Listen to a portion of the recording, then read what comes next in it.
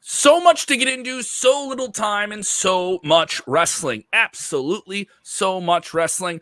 I am Kev Kellam. That is True Hill Heat's own SP3, Sid. It's the inside Kradle. You can hear me on the right mic, Craig. I'm getting on the right mic. I did a podcast 2 weeks ago where everyone was recording me off the camera. That doesn't sound good.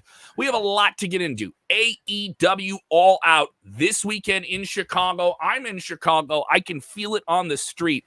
It is taken over. CM Punk on the radio, on every radio station, on every TV station. He returns to the ring this weekend. Will it live up to the expectations, the lofty expectations that have been put on the show that are not simply just tied to him? Also, we have huge WWE news, massive WWE news coming up here in the next few weeks. Massive changes to NXT, which some people think are good and other people think are bad. And a lot of colors flashing at you, all right? We're going to get into all that. And WrestleMania, by the way, very big news for WrestleMania. It's probably some of the biggest financial news that we've heard about WrestleMania in quite some time in terms of what it could be in the future. We'll get into all that on a pretty exciting, deep diving episode of this little show that comes out every single Thursday that we call the Inside Kradle. Watch out, watch out, watch out, watch out! Yes, that's our little opening graphic. It works. It was a little clunky there. Sid, let's before we get going here, we'll talk wrestling. That's what we do every single week. But we had some very unfortunate news kind of come across the feed, and it's wrestling, and it's this, and it's shoots, and people taking shots at that company and this company, and buy my T-shirt, and all these different things, you know. But this is real life side of wrestling, and there's a real life to the performers, and we had some very unfortunate news about Daphne Unger, who performed for most people would know her from TNA Wrestling, but was a big fixture on the independent circuit along with Shimmer Wrestling, Shimmer Women's Athletes, where she was a huge star for them, and was widely considered, one of those very, very strong breakout 2010s, mid-2000s performers. Now, we haven't heard much from her, and we had some unfortunate news here in the last 24 hours.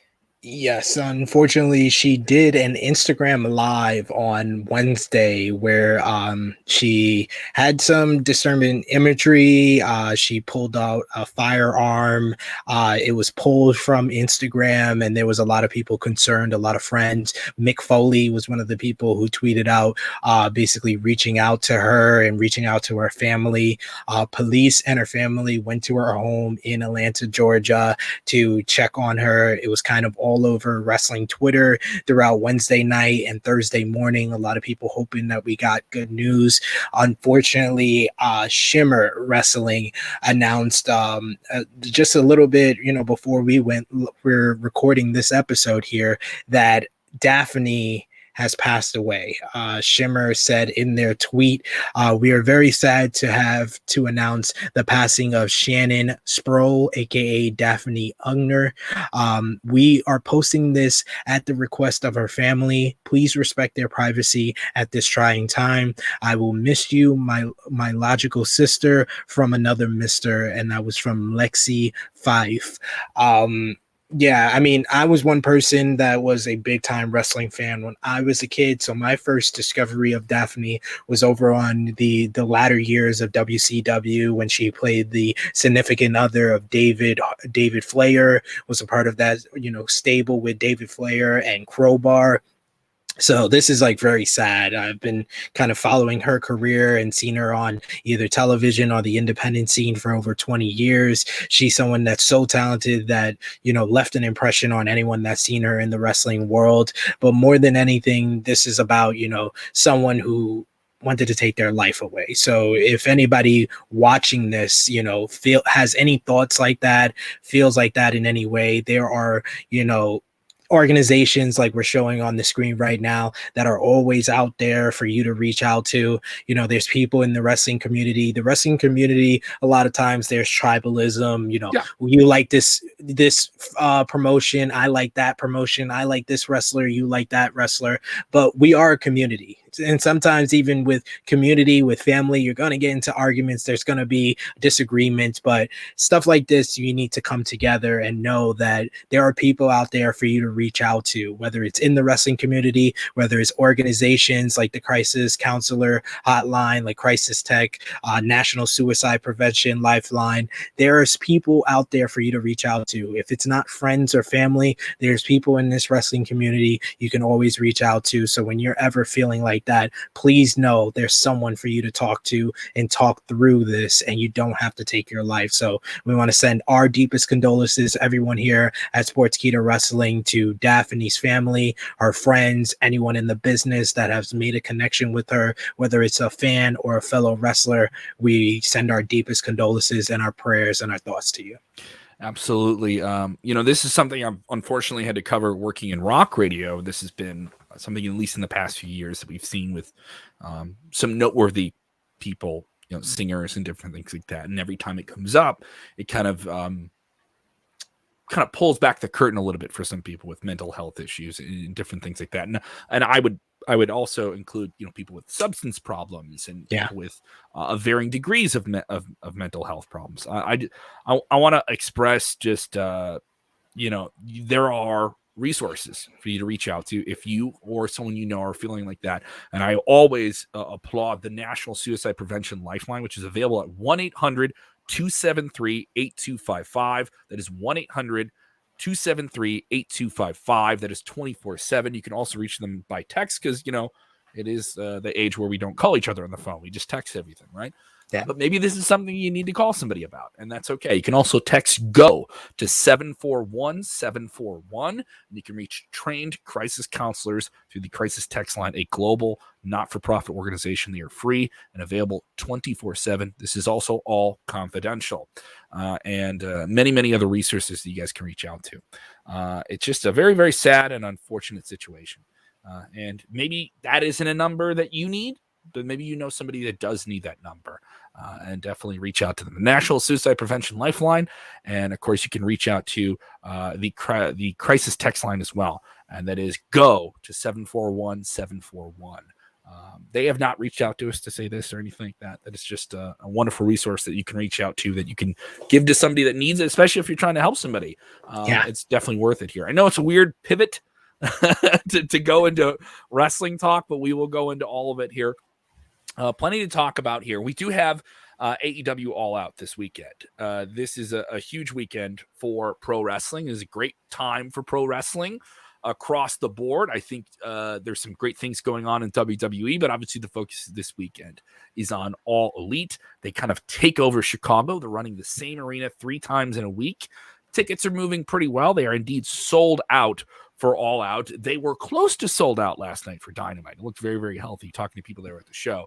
I will be at Rampage on Friday, but all of it centers on, this Sunday on pay-per-view, exclusively on BR Live, by the way. This is the first time I think they've ever gone exclusive just with BR Live. That's the only way you can get this within the United States.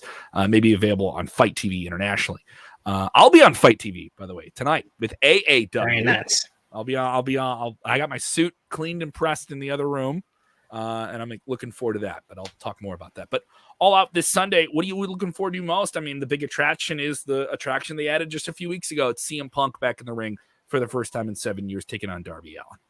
A couple of weeks back, I heard a lot of people complaining about the card for All Out, saying that this is supposed to be AEW's biggest event of the year. And I think part of that a few weeks ago is there just wasn't. We thought we were getting Hangman and Omega, and you're going to get the big payoff there. Yeah, and Omega's I think pulled that out. people set their expectations high for Hangman and Kenny Omega, and like my good brother Romeo and True Hill Heat says, Hangman's baby was a little selfish and took that away from us. But that's some heat, some heel heat going off on a baby. Come on now, man. But no, Hangman had to make the choice to be a good father, be there for his wife for their first baby. So it's totally understandable. And I feel like they have done a decent job, not the best job possible, but a decent job of putting heat behind the Christian Cage and Kenny Omega match. They had a fantastic opener on the first ever episode of Rampage where Christian beat Omega for the Impact World Championship. You have champion versus champion in this match. It's Christian's undefeated streak versus the belt collector. I think that's going to be a spectacular match there. Darby and CM Punk need to be the main event, though. There's too few exceptions in the wrestling world of when a world title shouldn't be the main event. Yep. And CM Punk's return in ring for the first time in 7 years is the exception to the rule. That needs to be the main event because they're going to be harming a lot of the other matches that would follow it because this is the match that all the fans are going to be invested in,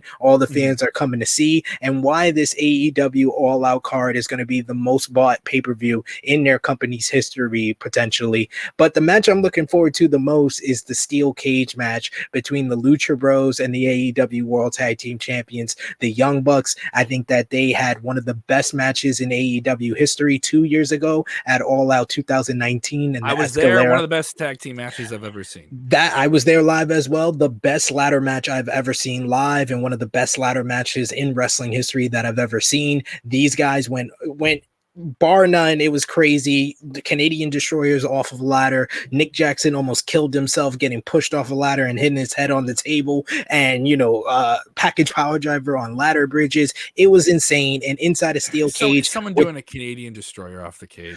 That's what I think. I think we're getting Nick Jackson. I don't trust it. Nick Jackson and Ray Phoenix are insane, and they are two of the best high flyers out there. They're doing something crazy. Yes. You don't have to do a flipping pile driver from 20 feet down. Yes, you do. Yes, you do. Yes, you do. If you're watching the chat and you want to see a Canadian Destroyer, go ahead and hit the like button right now. All right. If you're not feeling the Canadian Destroyer, jump into the comments below and tell me what you want to see in this cage match. All right. There's a lot to expect on this show. A lot of it has come together late. Which I know some people that are conditioned to pay-per-view and I'm paying $50 want to know what I'm going to be, plopping down for a few weeks ahead of time. I think the long-term goal was we know we're getting Punk, and we know that Punk's going to be the big attraction in his first big match. Is going to be the real thing here. And I agree with you to some degree that should be the last match on the show. That's the star power of the show. That is the biggest star on the show. Sorry if you're a fan of Kenny Omega. Sorry if you're a fan of the Young Bucks. I was in Chicago when Punk came out. Nobody really cared about much else on that show until Sting got out there. No. And if you're mad about all the WWE guys stealing the spotlight, it's because they're bigger stars than anyone they have in AEW right now. All right. So that's kind of the case. All right. We also have Chris Jericho on this card with MJF. I do think this is hopefully the end of that storyline, which has been going on for a long, long time. And whether or not this is the send-off of Chris Jericho is interesting. I'm of the thought where I do think this would be a curveball to throw to people, because the angle that Chris Jericho presented is, if I can't beat you, I won't wrestle in All Elite Wrestling again. Maybe I could do commentary. Maybe I could do something else. I won't wrestle anymore. He does have things planned. He does have this cruise coming up in October. He does have a tour. He's playing the night before. I gave away tickets on air yesterday on 104.9 The X Rockford for a concert he's doing with Fozzy, who has an album that's been delayed with tour. Is this the phase out of Chris Jericho in All Elite Wrestling? Is this the end of Chris Jericho in All Elite Wrestling? Some people say no, it's just a tease. He gets to valiantly beat this big brat that's been talking a big game and has bloodied him and thrown him off cages and all these different things and ruin his faction. This angle is long in the tooth, but they're trying something here. I wasn't sold on it, but they've gotten it a little bit hotter as it's went along. Every time it's kind of cooled off, they always heated it up again. But it's very long. You got at some point you got to wrap this thing up in a bow. Yeah, for sure. I mean, I thought they should have. They had a good idea with the labors of Jericho, but he honestly shouldn't have had the fifth labor be MJF. He should have been another fifth guy to get this match with MJF at All Out. If they did that match on the pay-per-view, I would have been like, oh. Yeah, that would have been like a cool surprise to throw in the middle of the pay-per-view. Exactly. But I think on the pay-per-view, they saw there's enough things going on. We have to do something else. But my thing is you're presenting a possible consequence here. So the consequence is Jericho could be wrestling his last match in AEW, and AEW's big thing is when we do these stipulations, we kind of hold ourselves to them. It's also worth noting Jericho's deal is reportedly up at the end of the year. So no, a year and a half at the middle of 2022. I don't think Jericho's going to end it here. I think that Jericho wins, but yeah, I just feel like they kind of blundered the labors of Jericho's storyline because blunted out. Because it peaked out at the Nick Gage match, and then it kind of, you had the Hoovy, which was nice to see him back, but ending it with Wardlow before he gets MJF, and MJF getting that victory, tapping out Chris Jericho, should have been the end of this storyline. He should just end the storyline 3-0 against Jericho, but AEW likes the babyface triumphing in the end. Jericho can get this big victory here, and then it clears his path and clears MJF to do something new. Whenever MJF takes a loss, and he's only took one other loss in his whole AEW career, and that was last year at All Out, you can create a whole story that All Out is kind of his Achilles heel. His two losses have come at this event. This is their Mania. This is their biggest show of the year. So it makes sense. And it makes sense for the heel that wins all year long to lose at the Mania type event. So I think that this is long in the tooth. I do agree there, but I think they did a excellent job on the Go Home show with two superb interviews by both men. Jericho showed so much passion in his promo. MJF is one of the best promos in the game today, and he cut a spectacular one, calling himself the pro wrestling stepdad because he has to fill the shoes left by Chris Jericho. Just a great line, and MJF always has these, and they did a great job of making me interested in a match I wasn't very interested coming into Dynamite last night. And I thought that was overall, the show was one of the best go home shows that they've done in quite some time, or ever in their time on Dynamite. But that match, most of all, I think they did a good job of creating intrigue into it and making it feel like this could be Chris Jericho's last match. All right. But I don't think anyone the thing is, I don't know if anyone buys a stip though. You know what I mean? I don't think people. I think they do, because Cody's never gotten a shot at the AEW World Championship because AEW has respected their stipulations and never gone back on their stipulations. But the stipulation is, do I believe I'm going to see something then? You know what I mean? I just did a preview over on my channel, and I had half the panel say that they think MJF's winning here. So I think that they have made people believe that MJF can win here because that isn't to say I think the match is going to be dull in any way. Yeah. No. So obviously we're talking about match order, all these different things. What are some other things we can expect in this? Now, obviously, AEW is the jump to land, right? Everyone's jumping to AEW. That those expectations are through the roof. We've seen some changes in the card that may have opened up some things here. So let me lay this out here. Pac is off the show. We were going to get Pac versus Andrade, one of the lower card matches that was teased to. Tony Khan has confirmed and announced that Pac will not be on the show due to travel issues. That is the stated term here. So we have had some changes here. Andrade will have a match on the kickoff buy-in. Their kickoff show is the buy-in, which was supposed to feature the Women's Casino Battle Royale. Now that Women's Casino Battle Royale, which always has a wild card spot, the new wrestler comes in and debuts in the company, has been moved onto the main card, which I'm okay with because I don't think, the Britt Baker match you have right now is super compelling. It's just Britt Baker comes and cuts promos and is going to mow through Red Velvet. It's the most predictable match on the show. Okay. So am I wrong about that? Chris Statlander. She's wrestling. But Statlander. I'm sorry. No, I'm just, you know what I mean? Like they're not taking the belt off Britt. Like they're not doing that right now. That's probably the most predictable match on the card. That's all I'm getting at. And that's kind of the reason why I forgot. There's no disrespect to Statlander at all. It's just like, all right, like, you know what I mean? Like it's just where it is. Now the Battle Royal being added to it, you can introduce a new character. That character, they do the Battle Royal earlier tonight? That character, whoever that wins that, comes out of that, immediately gets to step up to Britt after she wins the title. Now I'm intrigued. Predictable, but accelerating. All right. So I'm okay with it. Now other people have lined this up. Is this where you bring in Ruby Soho, formerly known as Ruby Riott, dropping all of her cinema verite things about her being a runaway and running away to New York City? And here's my ID. Oh, what subtlety. What subtlety we have here. I'm going to show my ID to someone at a bar that says, oh, that's my old one. Oh, okay. We get what you're going there for.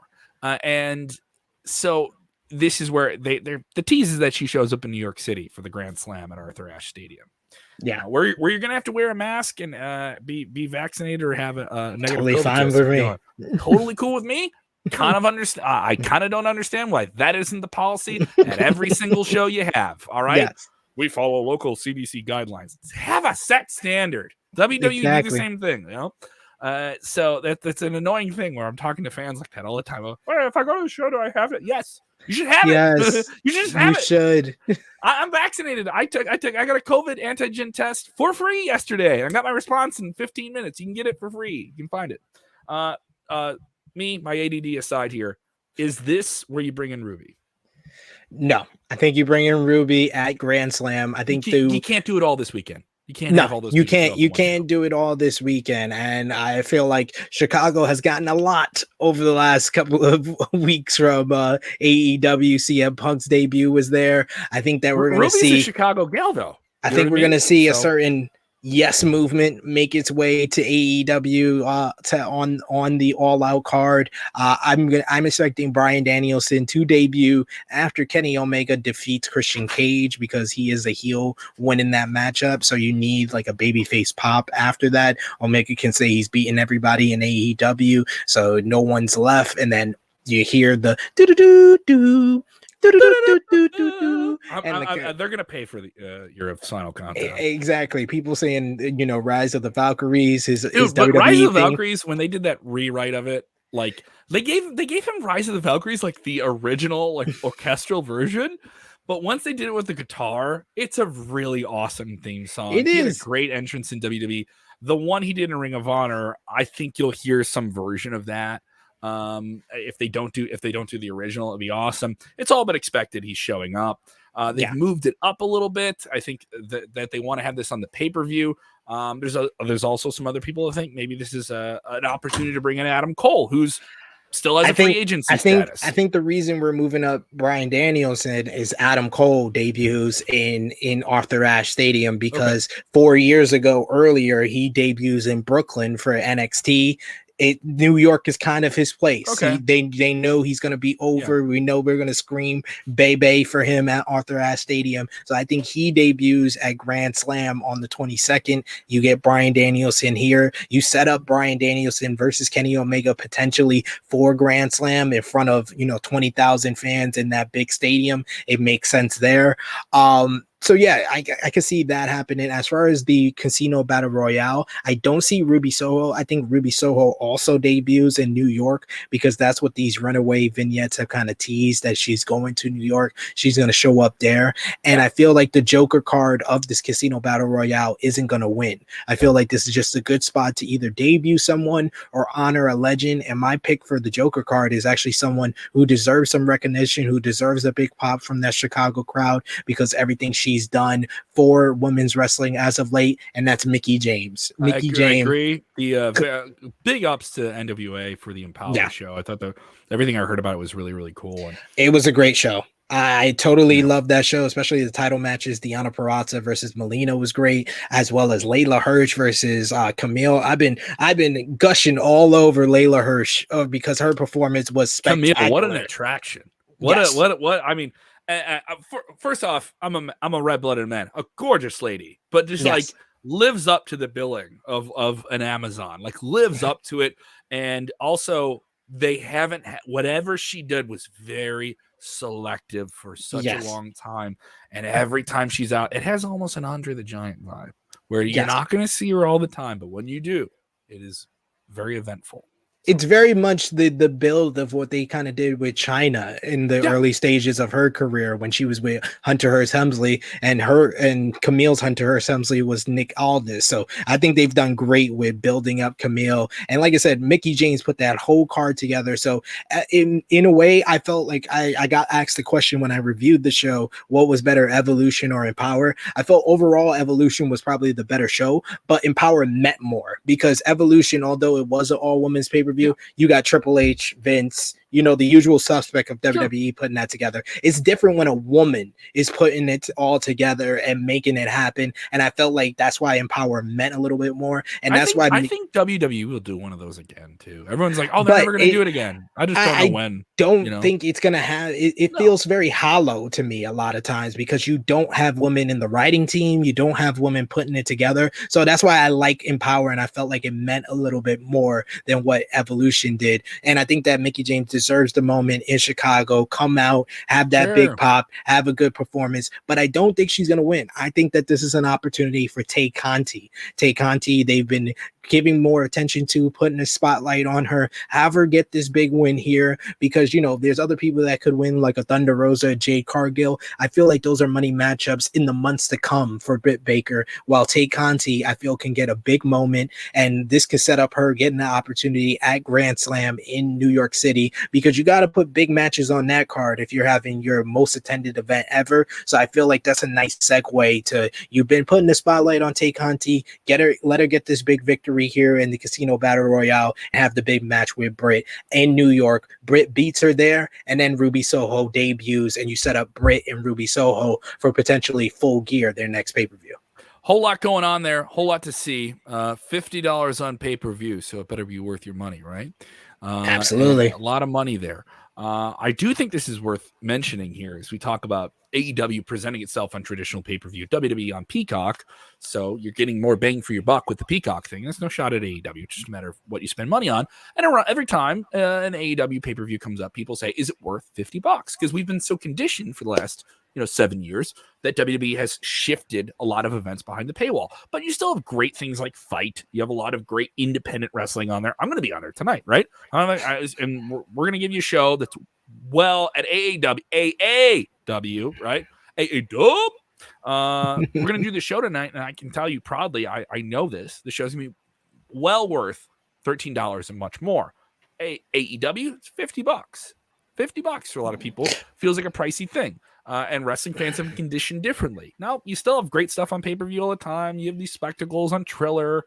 You have these big boxing matches, which are still a thing. But wrestling fans still culturally give it to WWE with putting, getting fans in the idea of this.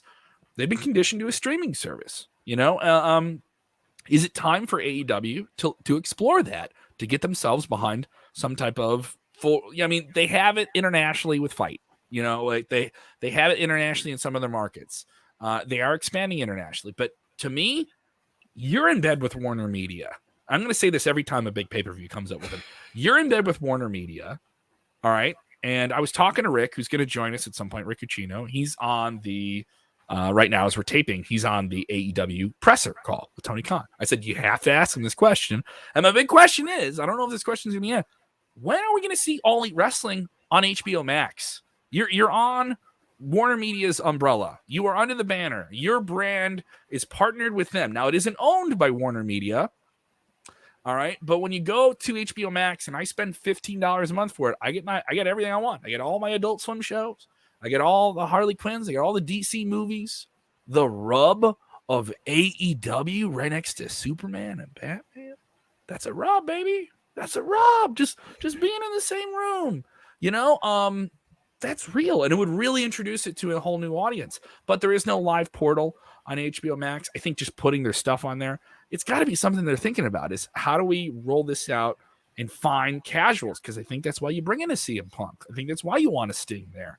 I think it's why you want a Daniel Bryan there. You want WWE fans to start jumping over to your show and checking it out, right? And I think putting it on a streaming service is a part of that.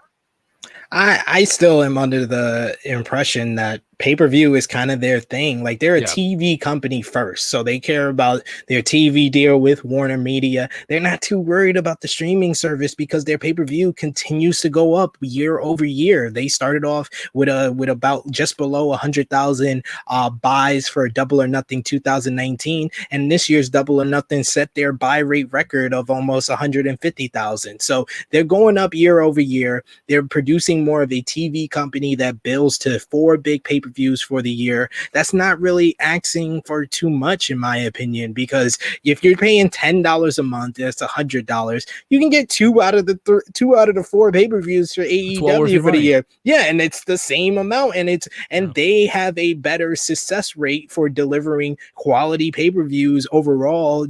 4 of those pay-per-views are usually, I would say 3 out of the 4 are usually in the top 10 best shows of the year on over the last 2 years. And over this year, I think they've had 2 very good pay-per-views with Revolution and Double or Nothing. With this pay-per-view, seems like it's going to set their new buy rate record. So I'm still under the impression that we are years away from them getting to a subscription service. And I think they're doing well with having them be a TV company that builds to these big pay-per-views. I agree. I just like the idea that I pull up Peacock and I get to watch SNL and click 2 clicks over and I'm on WWE, Yeah. And that's me as I like wrestling, but I like wrestling being a part of pop culture. The same way I was a comic book kid in the early 90s. And I was like, when are we going to get cool comic book movies? And 30 years later, you don't stop getting them, Exactly. So that's where I like those things. I want AEW to be Warner Media's DC. I want, just like WWE is NBC and Fox is Marvel, I want that. And I want that for the genre. And that's kind of why I bring those things up. Let's get into WWE. A lot to talk about. We will cover a lot more AEW, by the way, this weekend. I know you're going to be doing a big preview coming up, dropping this Friday live with the always outlandish, always outrageous, always entertaining Kenny Bolin, who spent many, many, many years with OVW and at one time managed this guy named John Cena. You may have heard about him. So that'll be coming up this Friday. Are you going to be able to reel in Kenny Bolin talking about AEW here? We shall see. He apparently has some stories about CM Punk from his days in OVW when CM Punk was in OVW in 2005. So it will be quite an interesting show for you all to enjoy. So join us live Friday, 11 a.m. Eastern time. Me and Kenny Bolin breaking down the entire All Out card. We will cover that. We have some big WrestleMania news to cover here in just a moment. We will talk about NXT. Let's jump into that WrestleMania news here. Yes. News coming out here from our compatriots over at WrestlingInc.com. Tip of the old cap to Nick Houseman, getting the big scoops recently this week. Nick's a great friend of mine. I hope I get to have a cold beer with him this weekend. They report this by way of Fightful Select as well, that the current plan for WrestleMania 38 in the vicinity of Dallas, Texas, going to be in Arlington, Texas, is to run AT&T Stadium, one of the biggest stadiums in North America, not just one night for WrestleMania, Sunday 3rd, 2022, but 2 nights. And this is a potential. They have not done this. They have not announced this officially, but that is the current plan. And depending on how things go with COVID-19, obviously that's a big deal as well. This would be the first 2-night WrestleMania in front of a full audience, potential audience of 100,000 plus per night. There would be 200,000 tickets sold for WrestleMania in 2 nights on one weekend. It's WrestleMania. You're going big. And you're in Texas. This is a very lofty plan for WrestleMania. Obviously, people are going to say, oh, they're not going to sell all those tickets and stuff like that. Here's the thing for you guys. They never do. But the big reason to say about that is WrestleMania, and I can tell you this as someone who's worked for a company that did business with WWE, that is the most requested event they have from clients and partners across the country. So around 10,000 tickets are given to their licensing partners and their TV partners and contest winners and all those different things. And there's also like international things that they do. So they're going to sell like 90,000 like tickets. Like, yeah. So when anyone says like, well, they're not going to get this is going to be the biggest wrestling show next year. They're going to play a football stadium 2 nights in a row. So you can't stop Godzilla. Okay, guys, you can't throw a rock at Godzilla and think that he's going to pay attention to you. Doesn't work like that. Doesn't work like that. WrestleMania is that big. How this is just another sign of how big this event is every single year, right?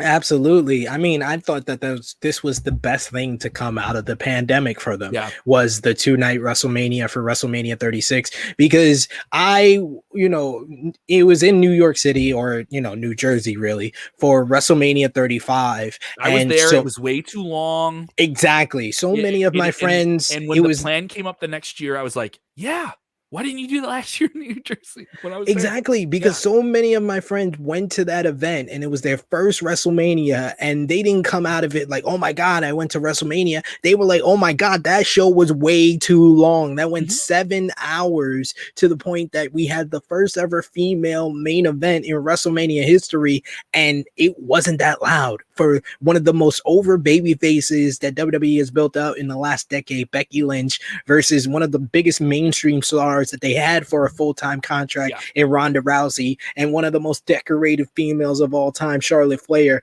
That place wasn't as loud as it was for the middle of the show when Kofi Kingston defeated Daniel Bryan for the WWE Championship. And that's just how it is mostly at WrestleMania. I was at WrestleMania 34, and that show was molting hot from, seeing the opening with Miz, Seth Rollins, and Finn Balor, Charlotte defeating Asuka, ending her undefeated streak, Ronda Rousey's in-ring debut, and then Daniel Bryan finally making his return. And then when Daniel Bryan's laying on the floor for 10 minutes and we got to watch Kevin Owens and Sami Zayn beat down Shane McMahon, that crowd died. The crowd died and it never came back. And the only time it came back was to boo Brock Lesnar and Roman Reigns out the building. That was it. So I have experienced these long form WrestleManias. This was a bad plan from the start, but it was the only way to get a lot of people on the card. But this is a better way. Two nights of WrestleMania gives more people opportunity. Like Mania for the last 20 or 15 years has evolved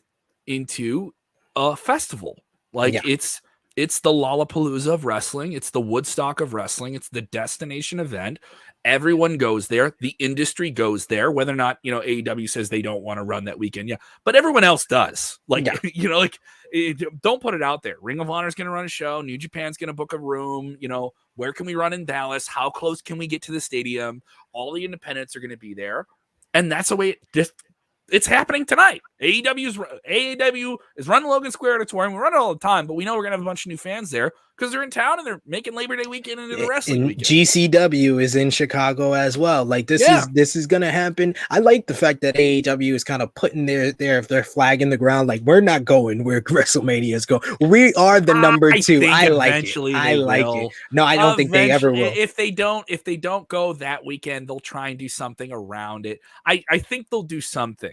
I don't think they will, because or they'll do a stunt, or they'll play another market the same weekend somewhere else, or something. Maybe they do that, but I don't think they're going to run the same market as WWE for a WrestleMania weekend. I think they are putting their flag in the ground and saying that's their stance. WWE picked the fight with them on Wednesday night, but they're not going to pick that fight with WrestleMania because they know that's a fight they're going to lose. They ain't going to win, and that's what WWE should have known, that this is a new hot thing. And we should have never tried to pick that fight on Wednesday, but they did anyway. Is WrestleMania, and that's the major reason why anyone who wants to go to WWE, that's your goal. All right.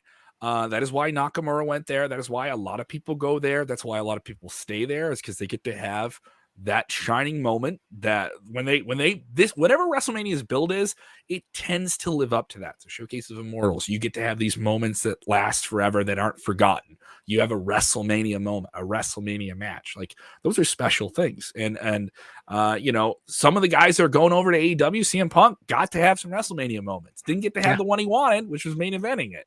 Daniel Bryan got to have that. All right, did a bunch of Mania things and go do something else. Guess what? Maybe he comes back and does it again, because Mania is always the biggest selling point of WWE.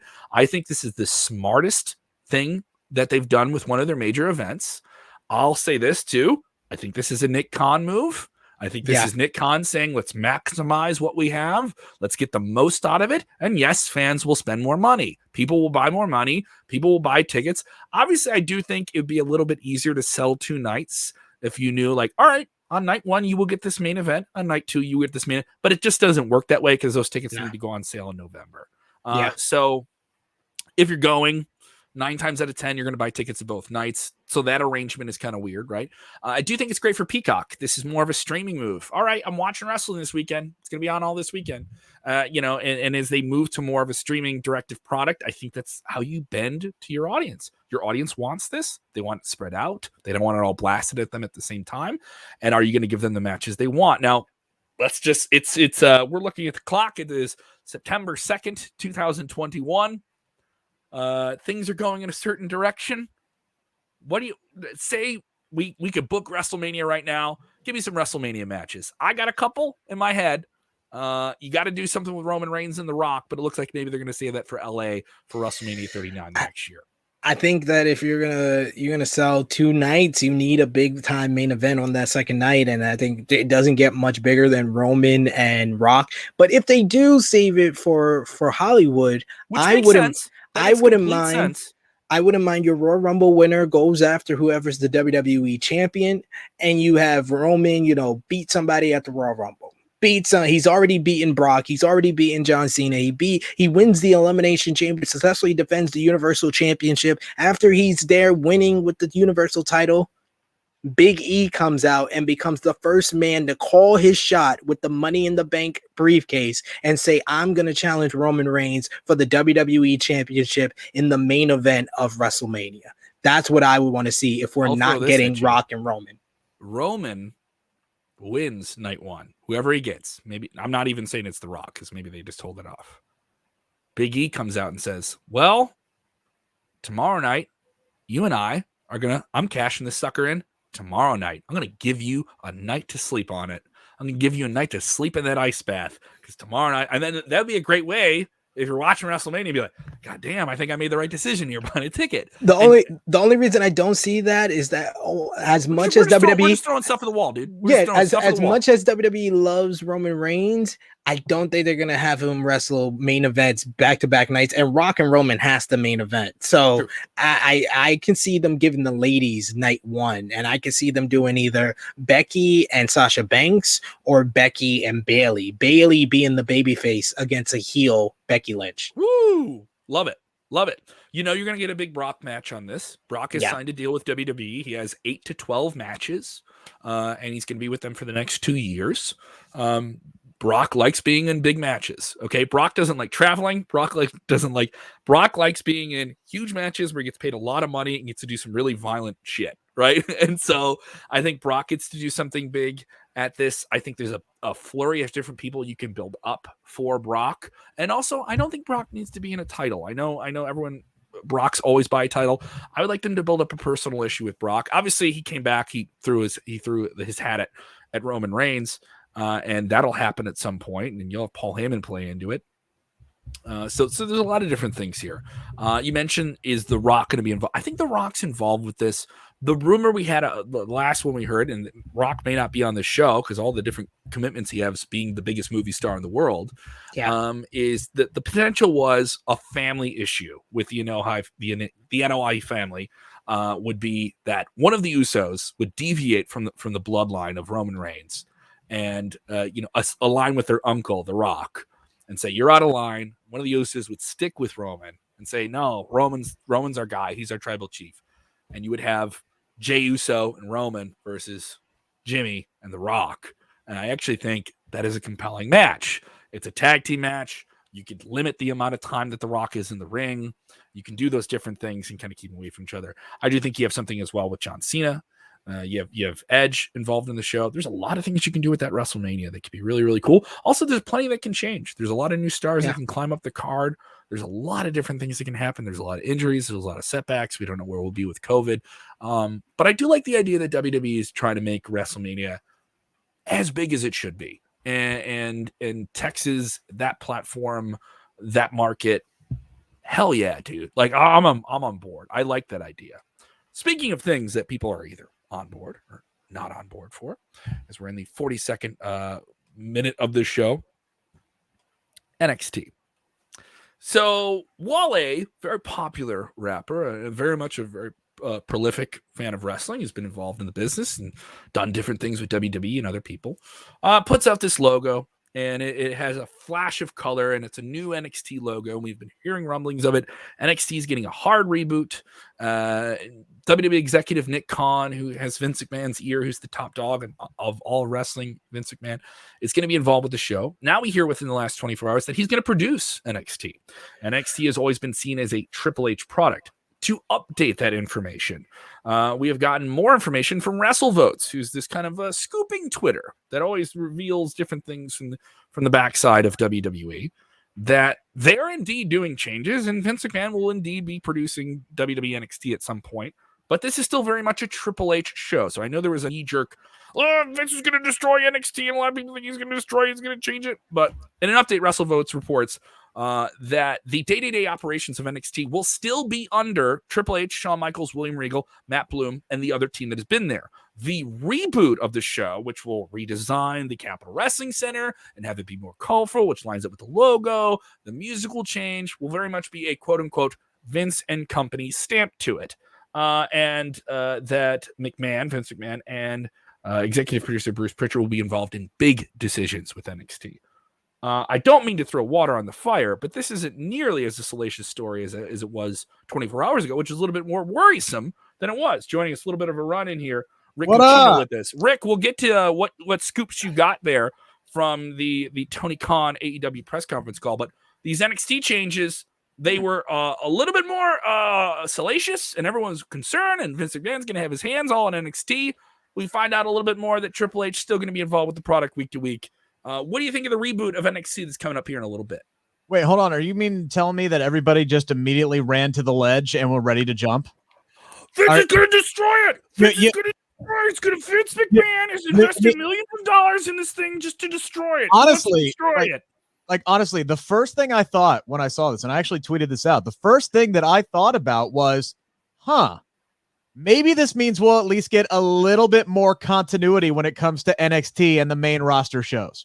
Sure. Maybe, just maybe, but I tend to try to look on the bright side. And, we saw the whole fiasco that went down with Karrion Kross, and, you bringing in people like Doudrop and pretending like they didn't exist until they got to Monday Night Raw, that kind of crap. So I'm hoping that this will change if Vince and Bruce have a little bit more say in the process on NXT. But I'll say this much: they're going to have the big decisions to start, and then we'll see how things go from there, how things progress. If they come in and start making some changes, and then bring in more of that casual audience, and the audience starts getting bigger, they might take over a little bit more. If the numbers stay the same, they might grow tired of it and just say, all right, Triple H, go back to doing what you were doing. Sure. Sid, what do you think here? I know you've been a proponent of doing different things with NXT. You think the show needs a reboot, but is this that change? Or is this just a move more for NBC Universal and WWE's TV partners to say, like, hey, the man who runs the show of WWE is actually going to be really involved with, our AAA promotion here, our big college startup in NXT? This is a consequence of losing a war. WWE don't lose no wars. Your shot, they Sid. Don't lose no wars. No, go ahead. Give them candy. I know both of y'all. Both of y'all are shills and getting paid by Vince on the DL. I'm not. Did you call me a shill? I'm paid by Tony.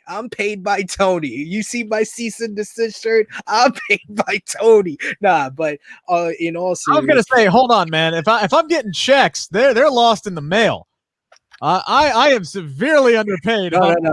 Kev gets paid by Vince. You get paid by Becky. We all know that, Rick. We all know that. But as far as this is the bobblehead that's right next to you. Guys don't know this in the podcast. There's a bobblehead right next to Rick Ucchino of Becky Lynch that he keeps in a box. It's a camera. It's a Funko Pop. It's a camera that goes directly. She's making sure he doesn't say anything bad about her. She's making sure.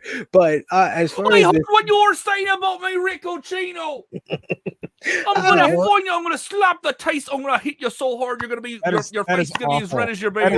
That is terrible. That is so bad. That is a terrible Irish accent. Awful. So it's terrible. I'm Irish. I think I'm allowed to do that.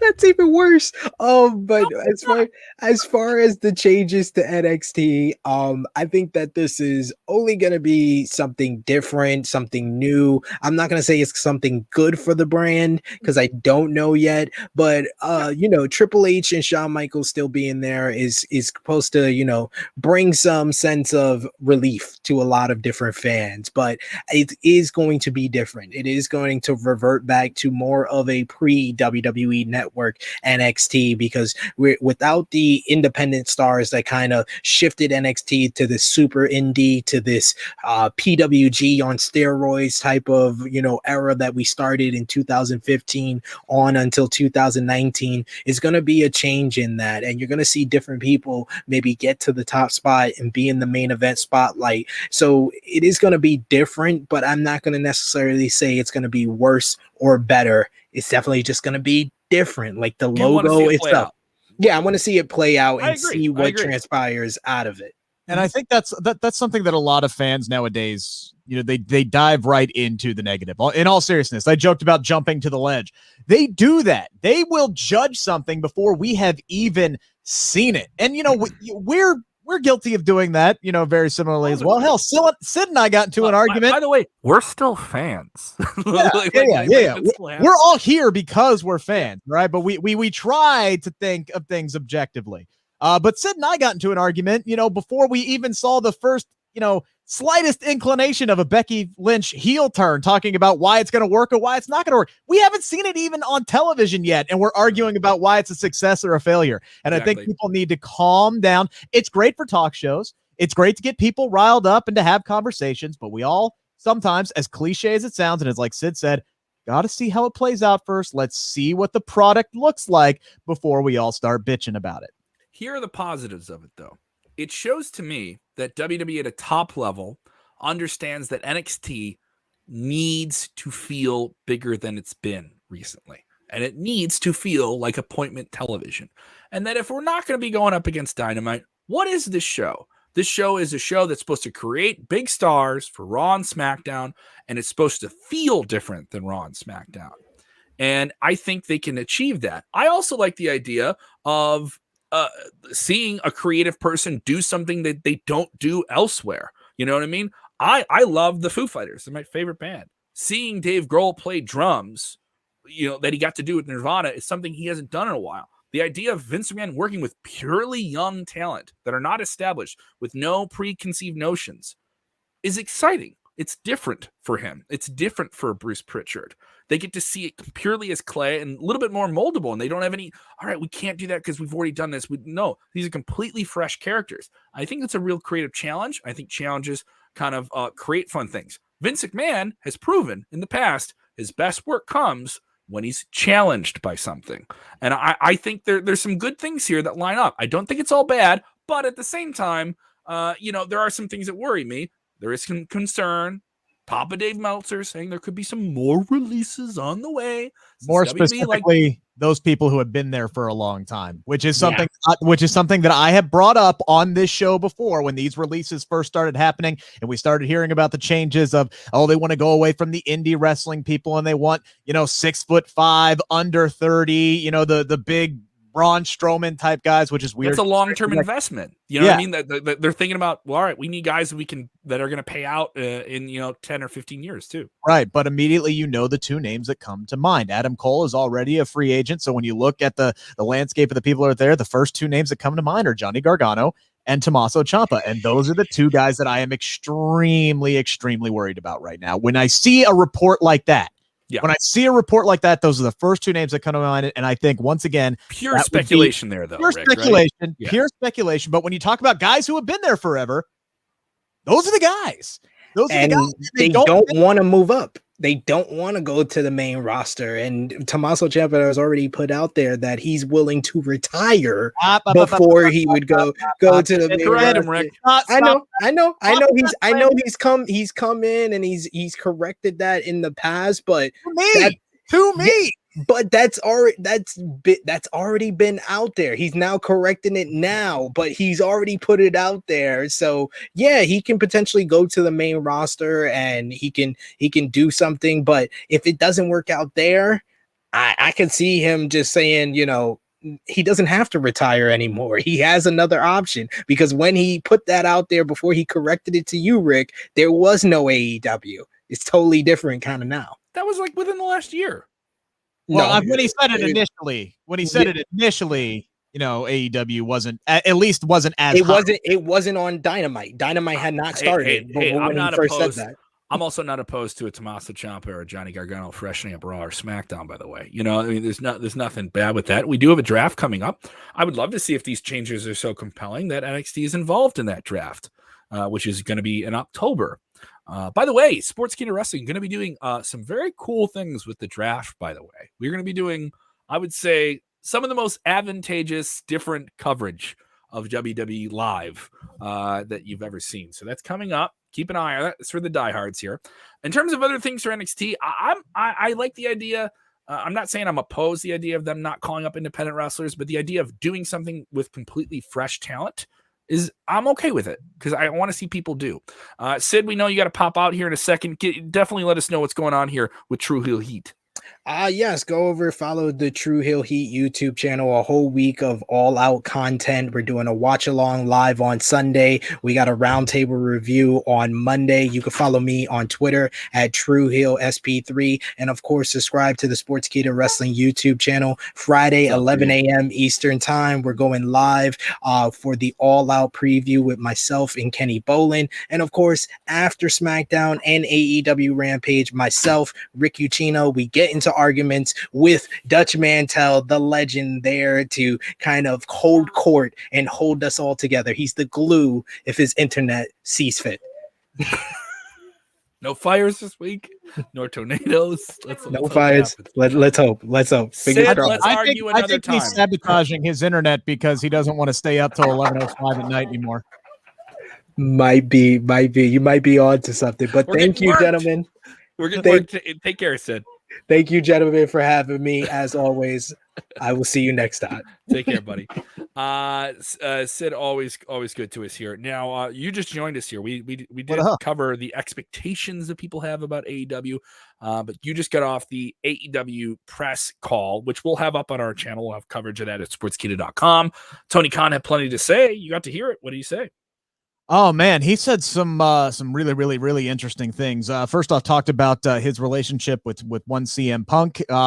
Honestly, it was quite a bit into the call before anybody really asked about Punk specifically, which I found strange. I thought that was going to be, hot and heavy CM Punk, bam, bam, bam, bam, out of the gate. But it really was a while until anybody asked about that. And it was Mike Johnson from PW Insider who asked a really great question about what it's like to work with CM Punk on a creative level. And said basically, Punk and Tony himself are having the times of their lives right now and planning everything out and working on with these matches. Also had a lot of great things to say toward the end about the TNT Championship and why it's so successful and how he doesn't view it as a mid-card title and how he doesn't book it as a mid-card title, and even took a subtle shot at the Intercontinental Championship. He brought up the fact that, when you look at bookings and retiring the belt and then, not really meaning anything and moving it around. And he didn't mention it by name, but he said, we all know what championship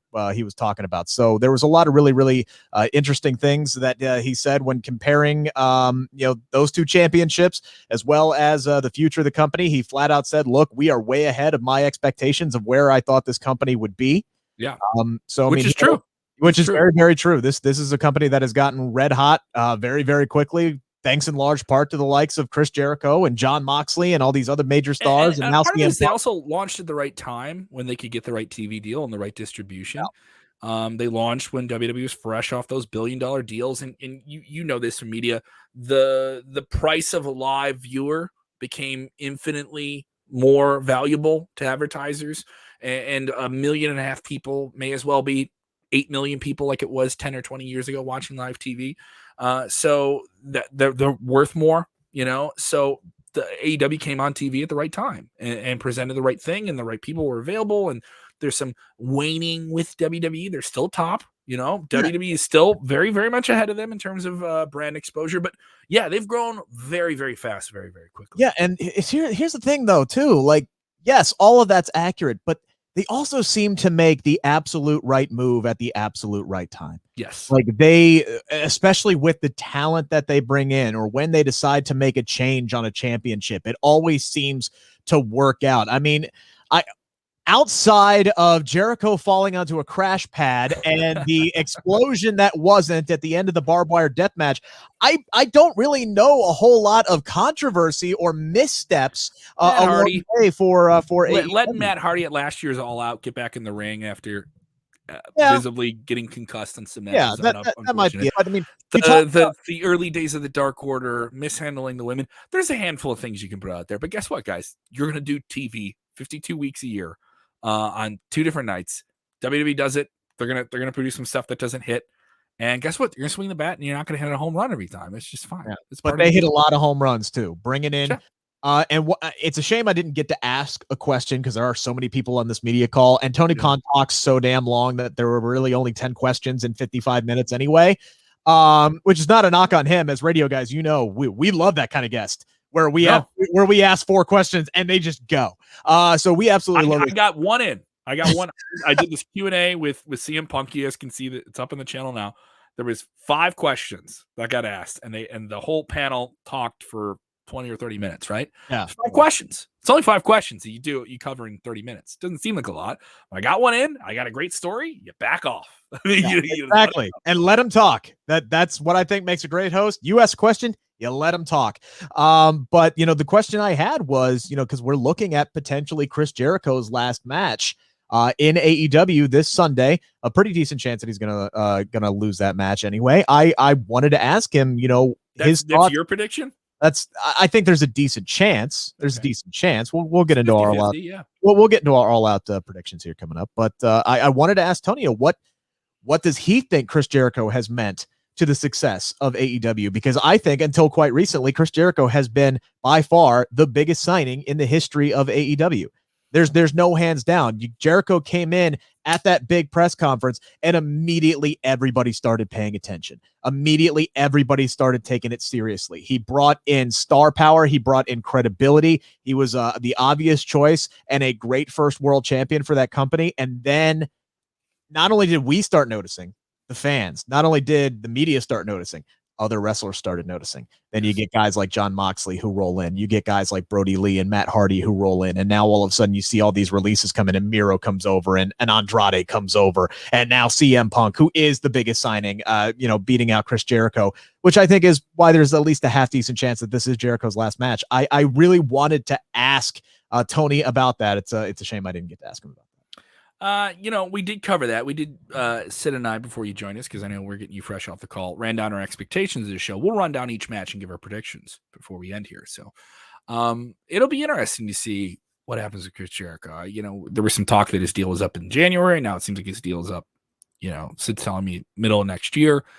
Where they go with him will certainly be compelling. Anything other noteworthy things that Khan kind of expressed today in this media call? He really put over Dr. Britt Baker, who announced yesterday that she signed a contract extension. No one asked him specifically about the extension, which again I found was really weird. That was my second question. But Fightful Selected confirmed that she did sign an extension with the company recently. He put her over. He put over the growing women's division with the likes of Thunder Rosa and Penelope Ford, Anna Jay, who we saw return, and he has very, very high expectations for the women's casino battle royal, and did say there were going to be a couple of surprises in there. Keyword couple. And keyword there, he says thinks. So obviously one surprise is going to be the Joker for sure. But we covered some of those earlier tonight. We'll get into all of that. Yeah. Let's just jump right into it. AEW All Out this Saturday. This Sunday on pay-per-view. Sunday. We will be live after that show, and it's a reversal of fates. I'm usually pitching to you or Jose at a stadium for WWE, WrestleMania, and SummerSlam. You guys will be pitching to me, and the last time we tried this, my phone was crap. Hopefully this holds up. We'll be live. Hopefully the internet in Schaumburg is a Schaumburg. It's gonna be really crazy though. So I'm also gonna be there with my comedian wrestling friends, as we know them, the kayfabe crew. Are gonna be there, so they're gonna be talking some mad shit over my ear. So to be prepared for that. This is gonna be going down Sunday. We'll be live after that show. Make sure your notifications are on for that, by the way. It'll be very, very exciting. You guys will also get that on the podcast feed as well. What match is the most exciting for you? Where do you want to jump in here with your prediction? And Jesus. Oh, my gosh. AEW World Title, Kenny Omega, Christian Cage. Is Omega dropping this title here to the new Impact champion, Christian Cage? No, I don't think so either. No, I think this is going to be a good match, but this is, to me, the most predictable outcome on the card. I think they gave Christian a little nugget there, with him winning the Impact World Championship, and not to diminish the fact that Christian came back after 7 years and won a world championship, especially beating Kenny Omega. He's still the only guy to pin Kenny Omega in the last 2 years. But we all know that this rabbit hole of Kenny Omega's title run ends with a Hangman Adam Page taking that title off of him eventually. So no, I don't think Christian's going to win. That doesn't mean this match is going to be bad, but I also believe that solidifies that this is not going to be the main event. I don't think there is a prayer that this is the main event. I think CM Punk and Darby Allin are going to close out the night in Chicago, and I think that's the right call.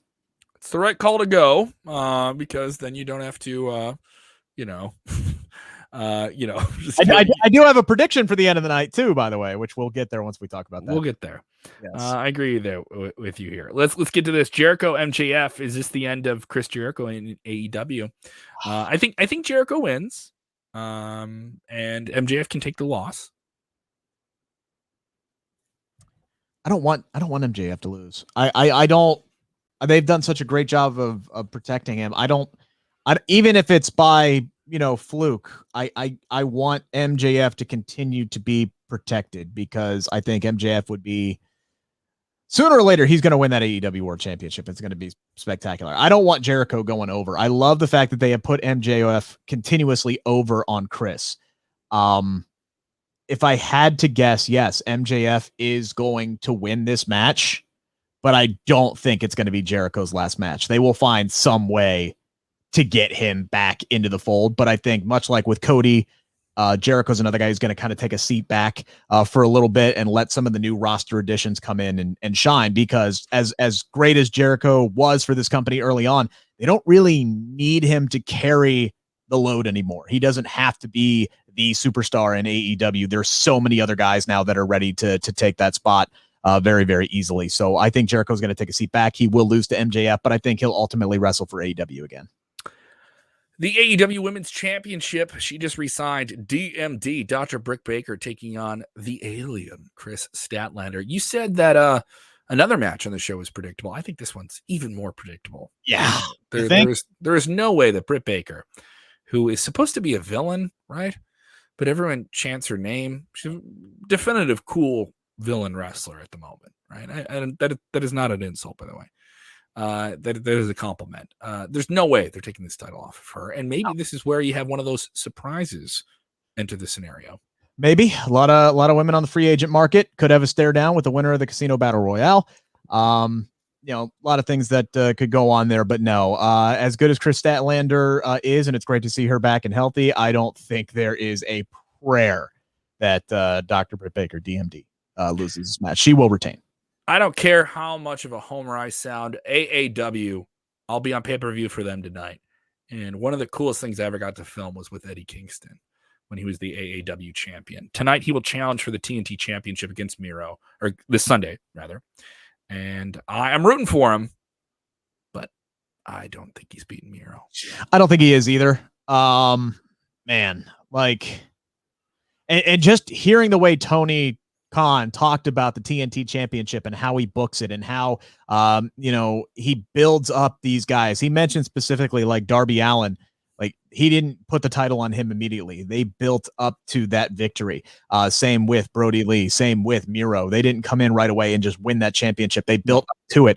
I don't think that there has been an obvious buildup of Eddie Kingston to this matchup that would say, yeah, he's going to get the victory here. I think they'll make it close. I think he's going to take a lot of punishment. We've seen Miro sell and take a lot more punishment than I think he should be in some of these matches. But yeah, Miro's going to win, and I think that's going to be the right call. AEW Tag Team Championships inside a steel cage. A lot of expectations for this. Sid and I saw the match before. It was the best ladder match of all time. The last time these two teams faced in a championship scenario. Now it is slightly different. Before, the Bucks were the baby faces. Now the roles are reversed as the Lucha Brothers are the team that the fans are supposed to be behind in a steel cage for the AEW Tag Team Championships. Lucha Brothers go through the Eliminator Tournament to get here. Bell to bell, this is going to be your banger, right? Yeah, absolutely. And, just running down the card, there has to be a title change, doesn't there? You can't do a pay-per-view without a title change when people are paying $50. I just think, you got to flip the belts on somebody. I think if all of those matches that we talked about already go the way we think they are with the obvious retains, I think the Lucha Brothers are going to walk away as the new tag team champions here. A little bit of international flair. New Japan Pro Wrestling in the cabal, the Converse, as I've called it, of New Japan, Impact, and AEW together. And they are sending over the offering of Satoshi Kojima, absolute legend in his own right, taking on Jon Moxley. Jon Moxley, very popular with the New Japan audience. Moxley wins this one. Certainly going to be interesting here. Does this set anything else up for Moxley with New Japan? Oh, I think so. I think that's the direction that they're going. He seems to be calling out pretty much everybody who is over there. And I do think Moxley is going to win because I don't think there is a chance. They're going to have him come into his big homecoming on a losing streak. No. He is riding into town. He doesn't have the AEW World Championship. He wanted to come back to Cincinnati holding that AEW World title. Go with the Cincinnati thing. Hey, with the Cincinnati. But you know what? You can have your All Out in Chicago because the fallout to All Out is in the Queen City. The Queen City? Yes. The Queen City. The actual, real, the only Queen City. I don't care what Charlotte, North Carolina calls themselves. All right. The chili's good. I understand. Screw you, Charlotte Flair. The Queen City is Cincinnati, Ohio.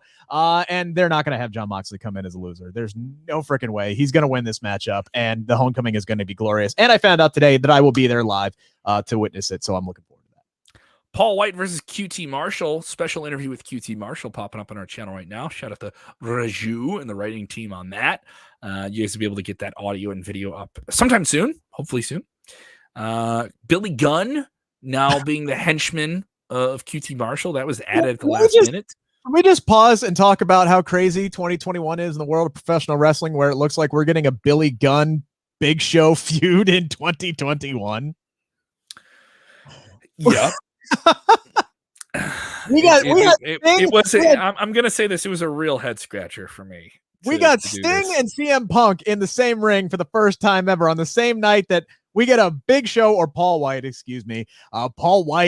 Billy Gunn angle. 2021 is nuts. All right. It is worth noting. I know some people talk about how many WWE guys are part of this show, right? Yes. A lot of them part of this show. And this is an example of a little bit too much. Because Billy Gunn and the Gun Club are going to be at ringside. It's gonna be Paul White versus 15 people. And I'm not saying this is going to be a bad match. I think it'll be fun. This will be it's worth noting, he's Paul White, known as Big Show. This is his first match anywhere in years. And he went through a lot of physical challenges recently. Yeah. A hip replacement and weight loss and leaving WWE. I think he's motivated, and I think he'll try and do something special here. I think people who write off him don't pay attention to how special he is and still is. Oh yeah. No. I'll talk to people or wrestling fans all the time who just don't want to put the respect on his name that he deserves. He's a first ballot Hall of Famer. There's absolutely 100%. There's no doubt about that in my mind. If WWE put him in the Hall of Fame next year and he was still signed with AEW, they would let him go and he would go there because he has that much of a connection with the company. Sure. And he's one of those guys where I think WWE would still put him in. You know what I mean? Like they would be like, him, Jericho. Yeah, absolutely. Moxley will go in as part of the Shield one day because they love the Shield that much. I don't know if he'll ever get in as Dean Ambrose, but he will absolutely get in as part of the Shield. There's no question about that. There are several guys who are in AEW that will be in the WWE Hall of Fame and are, as we know, already in the WWE Hall of Fame. Just look at guys like Mark Henry and go from there. I think Paul White wins this match. I think it's going to be insane. He's going to fight like 15 dudes. But yeah, this is the first time he's been in the ring since WrestleMania when he had the dark main event against Drew McIntyre after McIntyre beat Brock Lesnar in 5 minutes. Yeah. So this is the first time we're seeing him since WrestleMania 2020. Yeah. A little bit of a shakeup here. The 21 women casino battle royale. Yeah. The main card. Pac off the show due to travel issues. We covered this earlier. Everyone thinks maybe this is where they have Ruby Soho come out, or people think maybe they saved that for New York City. It's not exactly clear. But you're telling me Tony Khan promising multiple surprises. Sid said earlier, Mickey James. Just throw a name out there. Who shows up in this thing? Oh man, the Iconics. We're looking at people. The Iconics show up at this thing. I would love to see them. Billy Kay. I think Cassie Lee and Jessica McKay could be there as they're known now. I would love to see them. This would be their first appearance. I know they're doing a big tour, so they could be in it. I wouldn't pick them to win it by any means. I think there will be several surprises. There are a lot of women who are out on the free agent market. I know the big one is Ruby Soho. She's been putting out all those vignettes of her drinking shots and walking around the city, and she's got a ticket to a city that has 7 letters in it, and it's, you're playing hangman with it, and obviously we know Chicago has 7 letters, so it's pretty easy to do the math there, the Easter eggs, and we know AEW loves their Easter eggs. But I mean, if I had to pick a winner, I think I'm going somewhere in the range of the women we know now, the ones that, again, are being built up, knowing how important that is to Tony Khan. I think Thunder Rosa, Ty Conti, or maybe even a returning Anna Jay might be somebody who could win this thing tomorrow. So I think it's going to be somebody like that. I don't think we're going to get the Brian Cage where he comes in as the surprise and he wins the big poker chip. I think this is going to be somebody who's already on the roster and who's set up for Britt Baker. Brian Cage still there, huh? He is, yeah. He lost last night to the Powerhouse Hobbs again. I know. After getting hit. I feel bad for Brian Cage. He got to work with. There wasn't a shot. There wasn't a shot at the Swolverine. That's just like, wow. Things change, right? Things change really quickly. We have so much content, and I just want to applaud you guys. We've been going here for an hour and 14 minutes. And you listened to it and you watched it, and I'm so thankful. I know Rick is. I know everybody else is.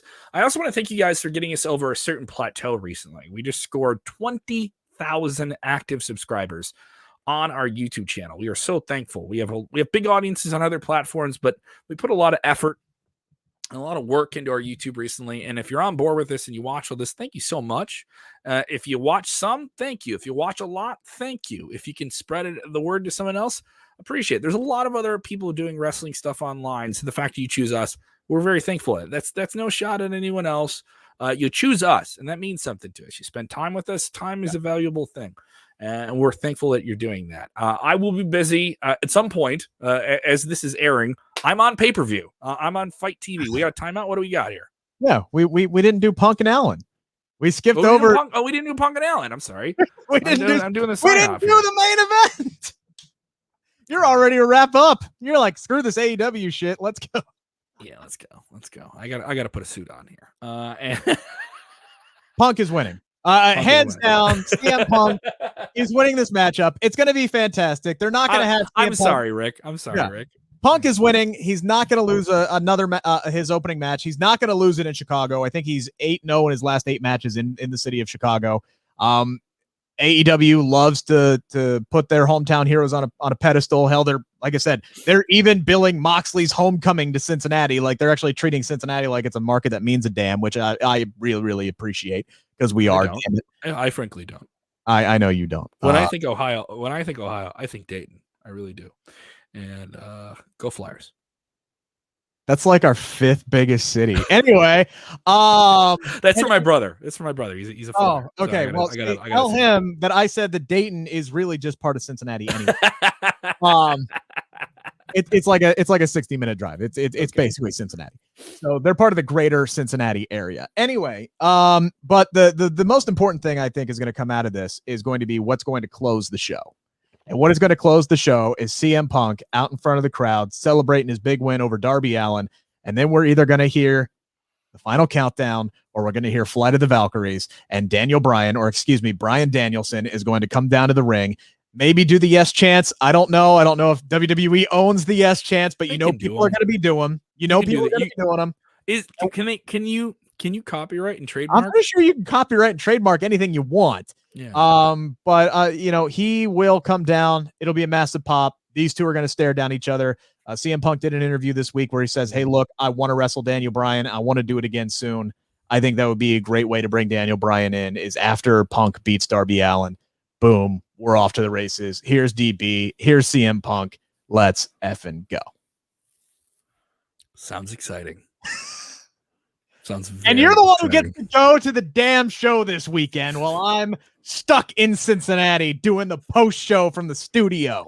This is my revenge for that crap you pulled in the SummerSlam trivia contest. Whatever. What, the crap I pulled winning it? All right. So if you haven't done it already, go ahead and subscribe on our YouTube. I know I did the thank you stuff already, but I am truly thankful. I'm sorry to get ahead of myself here. I'm doing a lot right now. I'm doing a lot of stuff here. You're holding me together, Rick. I appreciate it. I do what I can. Yeah. But I'm very, very thankful to the audience. I know you're quite busy. You're doing the morning radio thing, WLW. There we go. Call letters, right? The Nation Station. The news station. And I'm busy with the radio stuff as well. Everyone's busy, but I'm just thankful that you spend our time with us. You know, really, really I am. And it means a lot to us when we have so much coming at you all the time. So, Rick, you're going to be busy with Smack Talk tomorrow. Yep. 11:05 after SmackDown and Rampage. And then, yes, as you alluded to, the All Out post show. As soon as everything wraps up Sunday night, hopefully we'll connect with you, but it'll be myself and Jose G. Hopefully losing our damn minds over that CM Punk and Daniel Bryan stare down and everything else that goes down on this card. And then, yes, I will be live from the fallout of All Out in Cincinnati on Wednesday. So I'm looking forward to it. It's going to be a fun week. Enjoy it. Enjoy wrestling. Enjoy all the fun things that happen with us. And ride out.